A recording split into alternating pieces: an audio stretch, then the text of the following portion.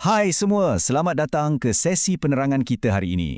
Kita nak sembang pasal satu topik matematik yang nampak ringkas tapi sebenarnya sangat menarik, iaitu operasi tambah asas isi padu cecair.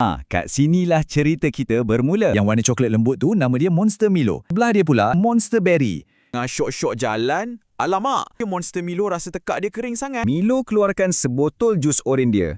Isi padunya 1 liter. Berry pun laju-laju buka beg sandang dia. 4 liter jus oren. Sekarang, cuba korang fikirkan sejenak. Kita ambil jus oren Milo ni, kita campurkan dengan jus oren Berry ke dalam satu bekas yang besar. Berapa jumlah isi padu jus tu nanti?